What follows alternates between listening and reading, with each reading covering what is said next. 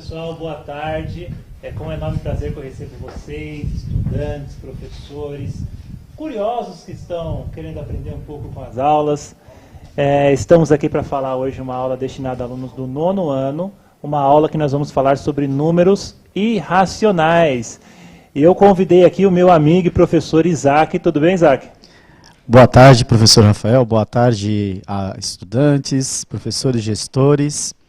Então, estarei aqui mediando essa aula por meio do chat. Não esqueçam de participar, mandando suas respostas, suas dúvidas. Só lembrar uma coisinha, que ainda não baixou o aplicativo, ainda dá tempo de baixar. Acesse a loja de aplicativos do seu celular e procure pelo Semesp. Qualquer dificuldade, dúvida, procure o 0800 e entre em contato. Muito bom, Isaac, bem falado. Um outro aplicativo bacana que dá tempo de você baixar e usar junto com a aula também é o aplicativo do GeoGebra. Eu já havia falado com ele em outras aulas com vocês. Hoje nós vamos fazer uma construção através do GeoGebra. Gostaria que vocês pegassem caderno, lápis, borracha, justamente para fazer as atividades conosco e aprender de forma simultânea. Tudo bem? Bom, observe o primeiro slide ali que eu vou passar para vocês. É um desafio, né? Olha só. Qual é a probabilidade de, ao medir um segmento qualquer, sua medida seja representada por um número inteiro? Olha o que eu trouxe aqui para vocês. Trouxe uma fita. Essa fita foi que embalou o ovo lá em casa, lá. Enfim. Eu vou pedir para o Isaac me ajudar, Isaac. Essa fita ela tem um tamanho X e eu vou cortar e vou ver que tamanho aproximadamente ele chega. Tá certo? Tá com a tesoura aí, Isaac? Corte em algum ponto aqui, ó. A galera tá vendo aqui? Qualquer. Bom. Essa parte aqui eu vou descartar, como vocês podem ver. Vou pegar essa daqui. Nós trouxemos uma trena. Na verdade, o Isaac trouxe. Queria agradecer, Isaac, por ter trazido a trena. Certo? Vamos medir aqui exatamente aqui quanto que dá. Você me ajuda, Isaac? Segura essa ponta aqui para mim, para ficar mais fácil. Será que o pessoal consegue ver na câmera aqui? Pessoal, vocês têm uma trena em casa? Já sabem medir? Sei não, hein? Olha, aqui deu 110... 116 centímetros, 116, vamos lá, 116 centímetros, deixa eu ver aqui, 117, próximo, está entre 116 e 117 centímetros. Bom, curioso, por que eu trouxe esse problema para vocês? Porque se a gente cortar de uma forma aleatória esse valor aqui, dificilmente, quase que impossível que a resposta seja um número inteiro. Vamos supor assim, vai ter um exemplo, 60 centímetros, 65 centímetros, não. Pode ser o quê? 65, vamos supor, 2, 3, 7, 8, 9, 10. Bom, é difícil mensurar esse valor, né? E aí, Isaac e pessoal de casa, vou soltar para vocês uma questão. Como medir de forma precisa esses números? A tecnologia ela foi evoluindo, né? Bom, é daí que a gente apresenta o que nós chamamos de número irracional. Bom, número irracional é se e somente se sua representação decimal é infinita e não periódica. Isaac, explica para a galera o que seria infinita e não periódica. Bom, infinita que você nunca chegaria ao último valor da casa decimal.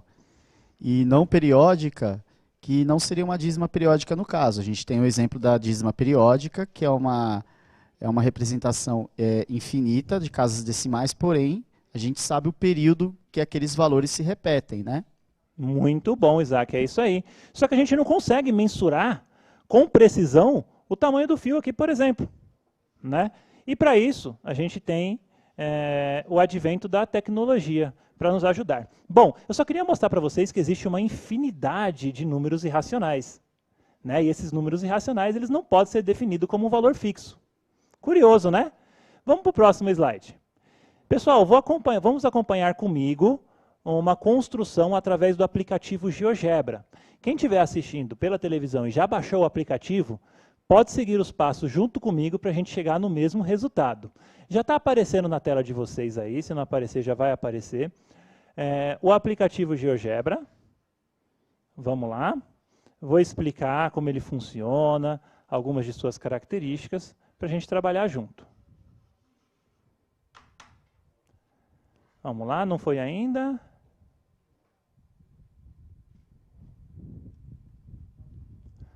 Acho que deu um problema aqui no GeoGebra. Produção?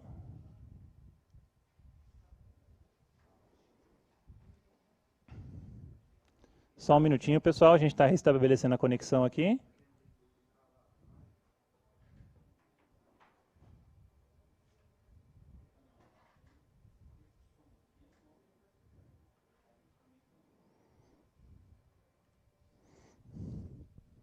Só lembrando os alunos, né, Rafael, que essas aulas, as atividades que aparecem para vocês, elas não são para vocês copiarem no caderno, e sim apenas efetuarem as respostas num caderno, numa folha de sulfite, e no chat vocês compartilharem o que vocês acharam, o que vocês verificaram dessas respostas, né?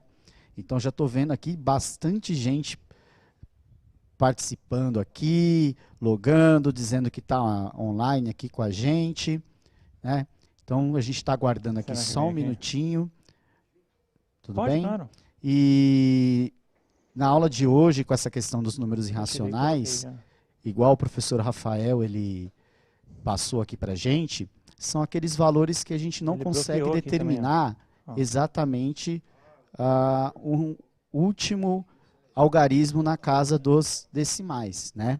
E não tem uma sequência periódica. O que é uma sequência periódica? Se você pegar 1, por exemplo, e dividido por 3, o resultado será 0,3333, ou seja, é uma sequência que será infinita e periódica também. Nesse caso, ele é considerado racional, né? No caso dos números irracionais, se você efetuar uma divisão entre dois valores, esse resultado, na casa decimal, após a vírgula, ele não terá uma regularidade, você nunca saberá qual será o próximo valor numérico. Professor Rafael, já estabelecemos aí o aplicativo? Não estabelecemos, infelizmente nós não conseguimos, mas eu vou explicar através da imagem que vai aparecer na tela de vocês. Tudo bem, pessoal? Peço desculpas, tá certo? Mas vamos lá. Observe que nessa imagem, pessoal, nós temos um quadrado ali, um quadrado de lado 1, né? E por muitos anos, pessoal, ficou assim, qual seria a diagonal, qual seria o tamanho da diagonal de um quadrado de lado 1? Bom, Pitágoras, de uma forma bem antiga, né, ele já descobriu que era a raiz de 2. Mas como encontrar a raiz de 2? Né? Qual seria o valor aproximado da raiz de 2? E na imagem eu mostro para vocês que eu coloquei ali como diagonal, que é o comprimento que vai ali chamado de f, e depois eu fiz uma circunferência com centro na origem do plano cartesiano, e aí eu coloquei logo no eixo x um ponto ali, se eu não me engano é o ponto E, e esse ponto, ele é aproximadamente 1,41. E esse 1,41 foi a primeira aproximação, uma das primeiras aproximações de um número irracional, que no caso é o raiz de 2. Curioso, né? Só que aí eu convido vocês, alunos, a pegarem uma calculadora, né? Se vocês tiverem uma calculadora na casa de vocês, em qualquer lugar, e colocassem na calculadora, por exemplo, raiz de 2. Quanto que dá? Né?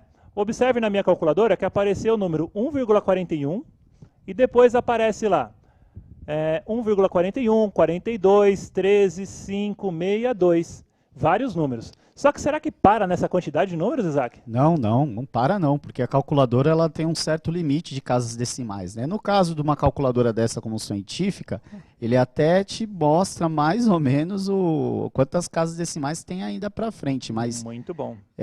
Na verdade é só um parâmetro, porque nesse número aí a gente não tem, no caso, como determinar qual que seria o último valor numérico, o último algarismo, né? Mas se a gente não consegue determinar, o que a gente faz? A gente consegue chegar no valor próximo, né? Sim. Bom, vamos passar para o próximo slide.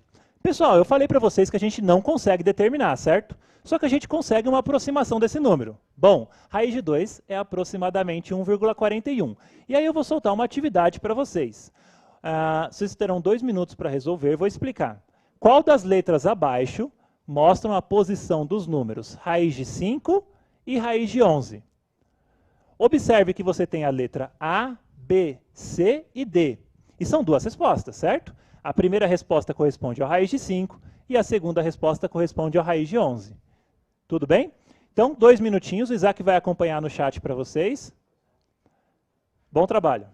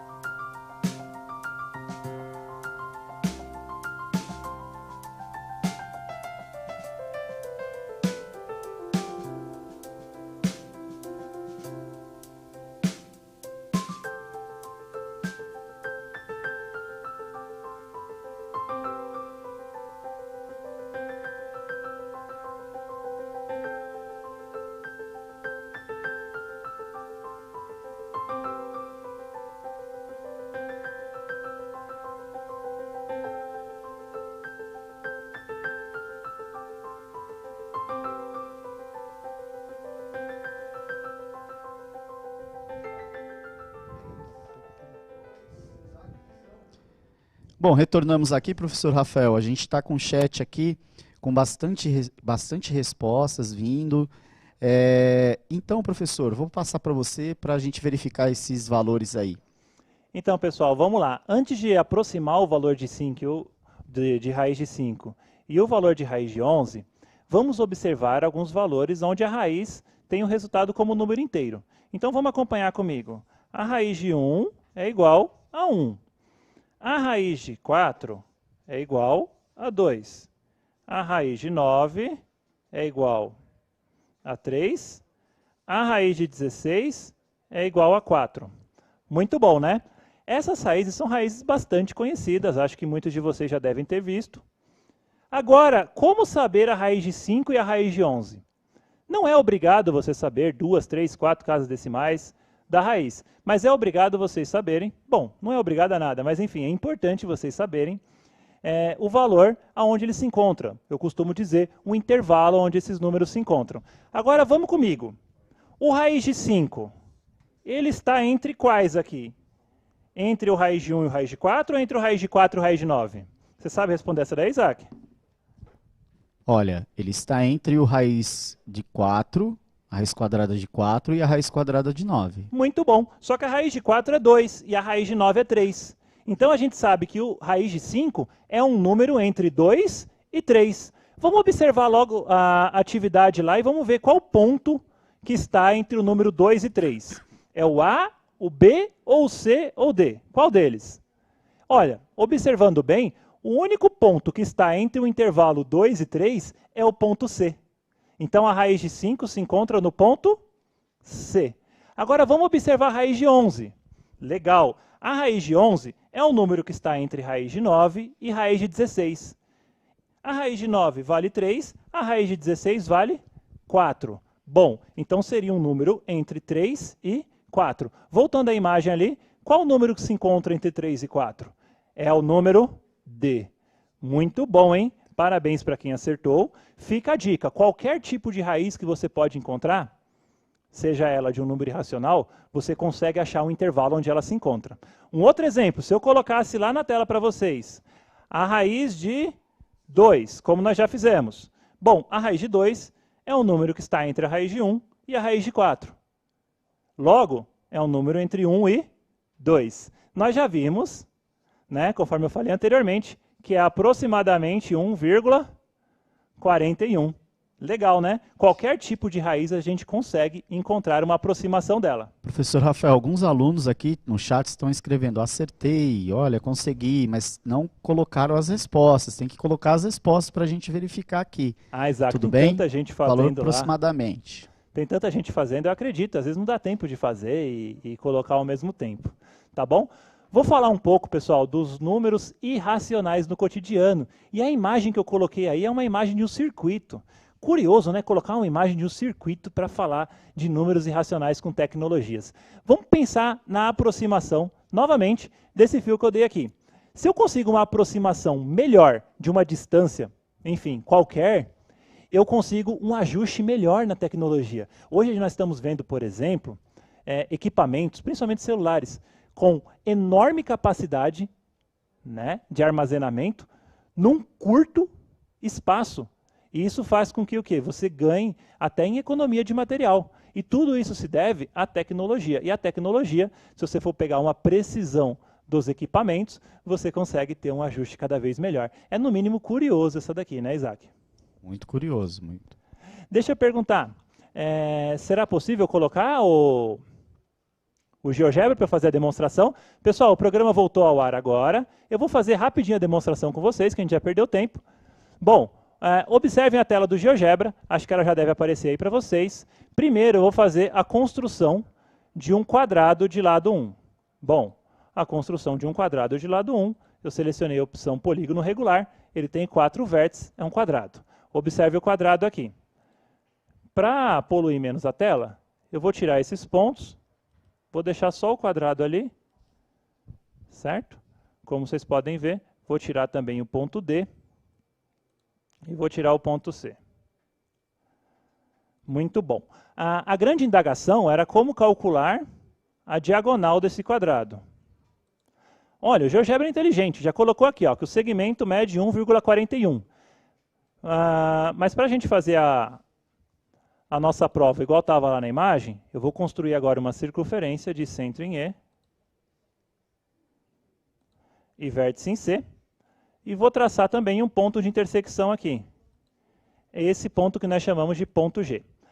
Esse ponto G ele tem uma coordenada 1,41, que é o mesmo tamanho desse segmento. Então, essa experiência foi feita durante muito tempo e foi feita várias vezes, para cada vez mais chegarmos numa aproximação desse número. Legal, né? Curioso? Vamos voltar agora para a aula.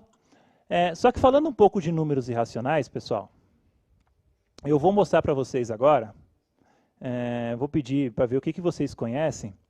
A atividade está na lousa, vocês têm 2 minutos.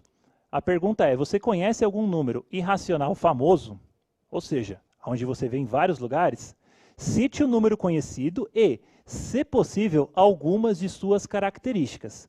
Vocês terão 2 minutos, pode citar todos os números irracionais famosos que você conhece e algumas de suas características, se possível. Bom trabalho para vocês.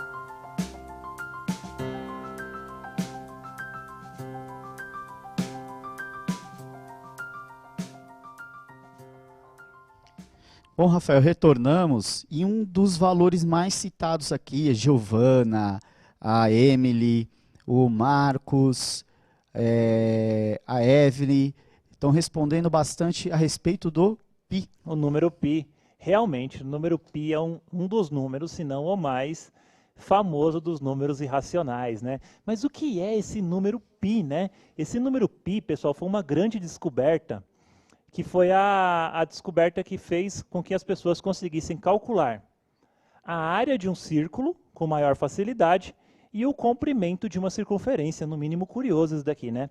E aí na imagem que eu vou mostrar para vocês, são duas relações ali, que eu coloquei uma circunferência, que já fiz a construção no GeoGebra, e essa circunferência, como vocês podem observar, ela tem centro-O, ela tem um diâmetro, né? E o número π ele é encontrado quando você divide o comprimento da circunferência pelo seu diâmetro. E aí você chega em duas fórmulas fundamentais, que é o cálculo do comprimento de uma circunferência, que vocês vão ver muito, alguns de vocês até já sabem, que é 2πr, e a área de um círculo, que é πr². Só que um fato curioso sobre o π, pessoal, é que eles já foram encontradas 8 quatrilhões de casas decimais do π. A gente brinca que o π é 3,1415. Bom, eu só decoro, só lembro 3,1415. Mas já foram encontradas 8 quatrilhões de casas decimais para o número π. Isso é no mínimo curioso. Aí o pessoal fala, não, tem gente que não tem o que fazer, né? Para que calcular o número π, né, em tantas casas decimais? E aí eu volto a falar do advento da tecnologia também. É uma maior precisão, né, que faz com que a gente, inclusive, economize material para confeccionar vários objetos e, enfim, e ganhe tempo também na tecnologia. Interessante, né, Isaac? Muito interessante. Inclusive é um valor que até hoje procuram a última casa, o último algarismo decimal. Mas como que vão encontrar o último algarismo se é uma quantidade infinita? Chegou a quantas casas já? 8 quatrilhões. Nossa, 8 quatrilhões. Eu acho que eu não número sei pra nem chuchu, hein? Eu acho que eu não sei nem quantos zeros tem 8 quatrilhões. Meu hein? Deus. Bom, vamos lá. Um outro número famoso, ninguém falou. Se eu não me engano, alguém colocou ali o número φ? O número de ouro? Olha, não colocaram. Citaram até Euler, né? Euler. Mas não, até acho que esse número de ouro o pessoal não conhece. Muito bom. Vou falar sobre ele, pessoal. Esse número φ ele é aproximadamente 1,61. Ele é um número muito famoso, também em várias áreas do conhecimento. Como, por exemplo, na música. Se você pegar, por exemplo, uma sinfonia de Beethoven, bom, muitos de vocês não devem ouvir Beethoven, né? Mas em outras músicas também, é só um exemplo. Ele tem uma harmonia perfeita, essa relação. Os seres vivos, inclusive, tem uma curiosidade, gostaria que vocês pesquisassem para ver a veracidade dessa curiosidade. Se você pegar em qualquer colmeia e pegar o número de abelhas fêmeas e dividir pelo número de abelhas macho, você chega nesse número de ouro. A proporcionalidade do nosso corpo, né, já foi explicada, principalmente por Leonardo da Vinci. Pesquisem, por exemplo, uma obra dele chamada O Homem Vitruviano. O Homem Vitruviano. A gente fala que a proporcionalidade é feita através desse número, esse número de ouro. Não é estranho, né, que ele é chamado de número de ouro. Certo? Ele é utilizado em questões comportamentais. Outro dia eu estava estudando economia, a fim de investir em bolsa de valores, e quando eu vi, tinha um gráfico que era gerado através desse número de Fibonacci. E eu falei, caraca, até aqui ele está. Então, o comportamento das pessoas também em relação a investimento também é usado o número de Fibonacci. Tem uma sequência, eu vou começar aqui com vocês uma sequência. Eu vou ver, o pessoal vai falando no chat ali, se eles conseguem identificar os próximos números dessa sequência e como que a gente chega nesse número de Fibonacci. Bom, a sequência começa com o número 1, o número 1, o número 2, o número 3, o número 5, o número 8. Bom, o próximo número, qual vocês acham que é? Qual relação que a gente faz aqui? Vão responder no chat. Bom, vou colocar aqui para vocês o número 13. Pensem aí, qual seria o próximo número? 21. Próximo número. 34. Próximo número. 55. Olha só, conseguiram observar um padrão? Eu sempre estou somando os dois números anteriores. Agora eu gostaria que vocês pegassem a calculadora de vocês e pegassem um número qualquer. Vamos pegar, por exemplo, o 34, né? Você vai pegar o 34 e dividir pelo seu número anterior. Qual é o seu número anterior? 21. Você chega no 1,61. E se você pegar qualquer número e multiplicar por 1,61, você também chega no próximo número. Bom, esse número, pessoal, tem uma infinidade de curiosidades e de aplicações. Eu, particularmente, sou apaixonado por esse número, inclusive eu carrego ele no meu braço, numa tatuagem que eu fiz relacionada a Fibonacci também, tá certo? De tão curioso que ele é, né? Eu peço que vocês, se vocês puderem, deem uma pesquisada sobre as aplicações desse número de ouro e se apaixonem assim como eu me apaixonei também. Tudo certo? Pessoal, mais uma atividade para vocês. Essa atividade, inclusive, está no caderno do aluno, na página 23, vocês podem estar olhando lá. É uma atividade de verdadeiro ou falso. Então, respondam no chat aí, vocês têm 3 minutos. Classifique cada afirmação. V como verdadeiro e F como falso. Bom trabalho para vocês.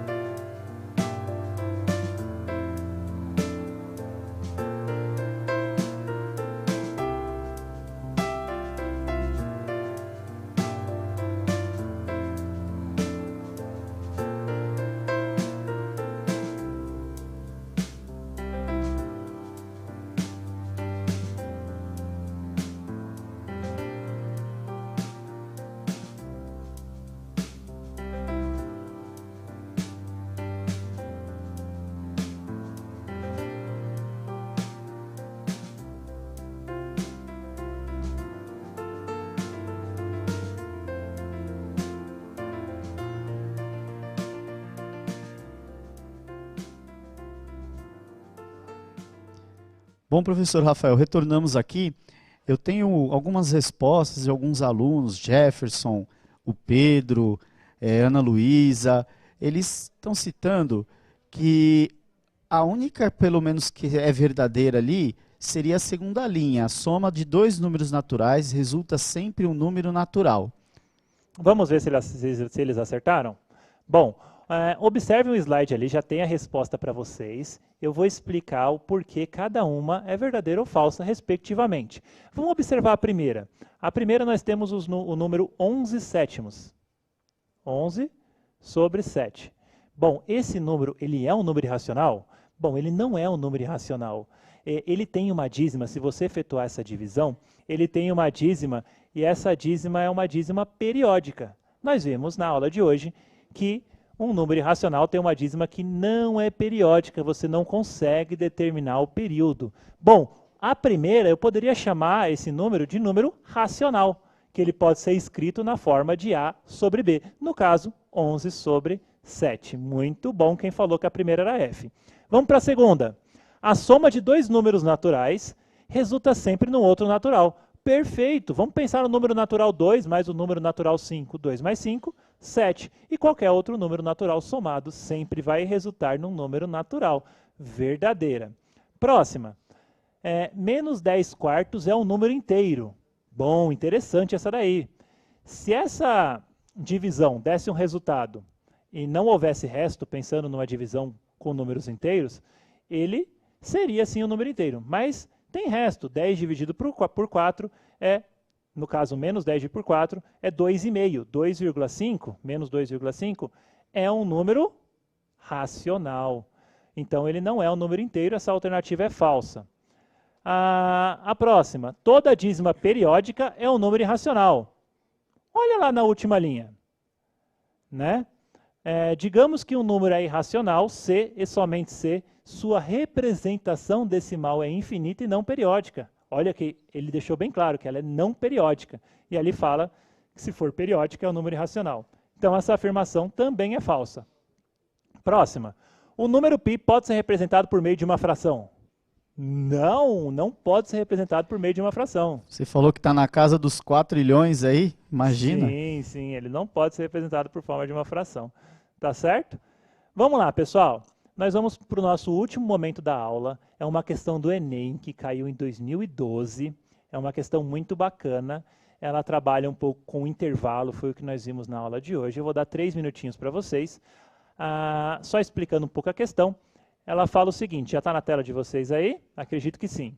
Num projeto da parte elétrica de um edifício residencial a ser construído, consta que as tomadas deverão ser colocadas a 0,20 metros acima do piso, enquanto os interruptores de luz deverão ser colocados a 1,47 metros acima do piso. Um cadeirante, potencial comprador de um apartamento desse edifício, ao ver a tabela ou a taxa de medidas, alerta para o fato que elas não contemplarão suas necessidades. Os referenciais de altura para as atividades que não exigem o uso de força são mostrados na figura seguinte. Essa figura é a figura que está ao lado. Bom, tem as alternativas ali. Bom trabalho para vocês. O que ele quer saber é o seguinte: qual das alternativas contempla uma opção que atende às necessidades do cadeirante? Curioso, né, Isaac? Se colocar uma lâmpada ou um interruptor muito alto, como é que o cadeirante vai acender a luz? Né? Não há como mesmo. Muito bom. Bom trabalho para vocês.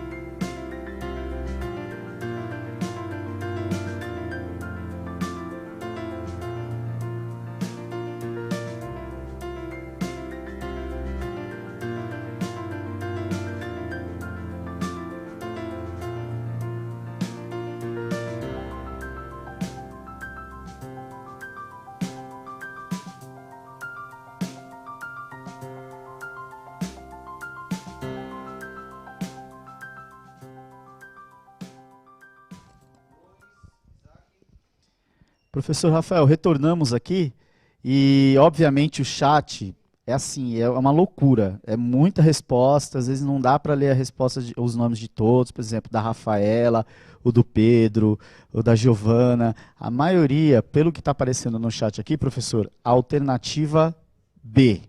E alguns responderam também a alternativa E, como a Helena, como o Igor, como Yasmin.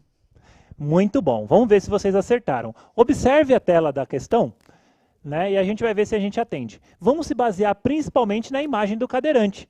Olha na alternativa A. Na alternativa A fala que vai colocar, respectivamente, a tomada a 20 centímetros do chão. Bom, Isaac, você acha que o cadeirante vai conseguir pegar essa tomada? Nossa senhora, só se tiver um braço enorme. O limite do cadeirante é 40 centímetros. Não. Então já vou excluir a alternativa A. E também a B. Olha só, tem que colocar no mínimo a 40 centímetros para que ele consiga, né? Para que ele consiga colocar a tomada, né? Enfim, o seu equipamento. Agora, observe a alternativa E. Na alternativa E, ele fala que a tomada vai ser colocada a 0,45 metros do chão. Bom, com a imagem ele consegue sim, está no campo de alcance dele, né? É quando ele faz esse arco de alcance com o braço.